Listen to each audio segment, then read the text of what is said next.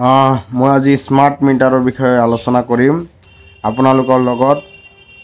যি অসম চৰকাৰৰ যি হঠকাৰী সিদ্ধান্ত স্মাৰ্ট মিটাৰ লগাব লাগে, স্মাৰ্ট মিটাৰ লগালে অসম চৰকাৰে এটা নিৰীহ জনসাধাৰণৰ ওপৰত এটা লুণ্ঠন ৰাজ চলাব পাৰিব, তাৰ বিষয়ে মই মোৰ প্ৰতিক্ৰিয়া জনাব খুজিছোঁ। অসমৰ মাননীয় মুখ্যমন্ত্ৰী ডাঙৰীয়াৰ সেইদিনা যি সংবাদমেলৰ লগতে কেবিনেটত যি ধৰণৰ এই স্মাৰ্ট মিটাৰ সম্পৰ্কে যি ধৰণৰ হুলস্থুল পৰিৱেশ দেখিবলৈ পালোঁ, আচলতে এইটোৰ মই তীব্ৰ নিন্দা কৰিব খুজিছোঁ, তীব্ৰ গৰিহণা দিব খুজিছোঁ। কাৰণ স্মাৰ্ট মিটাৰৰ আমাৰ প্ৰয়োজন নাই। স্মাৰ্ট মিটাৰ ক'ত লগাব লাগে, স্মাৰ্ট মিটাৰৰ যি লগোৱাৰ কথা আছিল সেইবিলাক কল কাৰখানা ইণ্ডাষ্ট্ৰীবিলাকত স্মাৰ্ট মিটাৰৰ কথা কৈছিল। কিন্তু সেই স্মাৰ্ট মিটাৰ যদি নিৰীহ জনসাধাৰণৰ ওপৰত লগোৱা হয়, তেনেহ'লে 50ৰ পৰা 100% ওপৰত বিদ্যুতৰ মাচুল বৃদ্ধি পাব আৰু বহু ক্ষেত্ৰত আমি অসুবিধাৰ সন্মুখীন হ'ব লাগিব। এই স্মাৰ্ট মিটাৰ বন্ধ হ'ব লাগে। স্মাৰ্ট মিটাৰৰ প্ৰয়োজন নাই। নিৰীহ জনসাধাৰণক আপোনালোকে হাৰাশাস্তি নিদিব। গতিকে স্মাৰ্ট মিটাৰৰ প্ৰয়োজন নাই। যি পূৰ্বৰ মিটাৰ আছিল সেই পূৰ্বৰ মিটাৰে আপোনালোকে বাহাল ৰাখিব। অসম চৰকাৰক আহ্বান কৰিছোঁ, আপোনালোকে এনেকুৱা হঠকাৰী সিদ্ধান্ত নল'ব, যি সিদ্ধান্তই অসমৰ নিৰীহ জনসাধাৰণৰ ক্ষতিৰ সন্মুখীন হ'ব লগা হয়, অসমৰ জনসাধাৰণক জীয়াতো ভুগিব লগা হয়। গতিকে এনেকুৱা সিদ্ধান্ত হাতত নল'ব।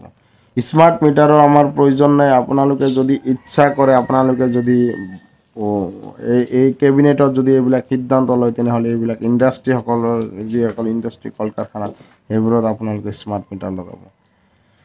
গতিকে মই অসমৰ চৰকাৰক আহ্বান কৰিছোঁ, আপোনালোকে যি মূল্য বৃদ্ধিৰ নামত যি ধৰণৰ লুণ্ঠন ৰাজ চলাই আছে, শোষণ কৰি আছে, মূল্য বৃদ্ধি নিয়ন্ত্ৰণ কৰিব পৰা নাই। মূল্য বৃদ্ধিৰ ক্ষেত্ৰত আপোনালোকে সম্পূৰ্ণ ব্যৰ্থ হৈছে আৰু এই ব্যৰ্থতা আপোনালোকে ঢাকিবলৈ এই স্মাৰ্ট মিটাৰৰ ইছ্যু আপোনালোকে বনাই সেই মূল্য বৃদ্ধি ৰোধ কৰিব বিচাৰিছে।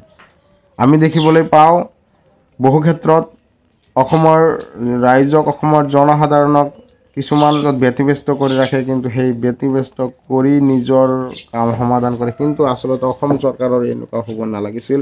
অসম চৰকাৰে আমাক বহু সপোন দেখুৱাইছিল। সপোনৰ ভিত্তিত আমি এইখন চৰকাৰ আনিছিলোঁ, এইখন চৰকাৰক আমি গাদী শাসনভাৰত বহাইছিলোঁ। কিন্তু তেখেতসকলৰ যি কৰ্ম, তেখেতসকলৰ যি কাম, আমি এই কামত সন্তুষ্ট নহওঁ। আপোনালোকে সচেতনতা অৱলম্বন কৰক, আপোনালোকে সজাগ হওক।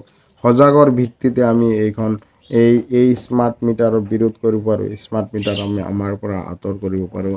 গতিকে গোটেই অসমত এই স্মাৰ্ট মিটাৰ সম্পৰ্কে বহু প্ৰতিক্ৰিয়া, বহু প্ৰতিবাদ দেখিবলৈ পাই আছোঁ। আমাৰ বৰপেটাতো এনেকুৱা প্ৰতিবাদ হ'ব লাগে। গতিকে অসম চৰকাৰক মই আহ্বান কৰিছোঁ যে আপোনালোকে এনেকুৱা কাম নকৰিব যাতে অসমৰ যি দুখীয়া খাটি খোৱা শ্ৰমিক শ্ৰেণীৰ আৰ্থিকভাৱে জুৰুলা হৈ যায়। গতিকে আপোনালোকে এনেকুৱা কাম নকৰিব। আৰু তেখেতসকলে বহু পৰিশ্ৰম, বহু কষ্টৰ বিনিময়ত দুবেলা দুমুঠি খাবলৈ পায়।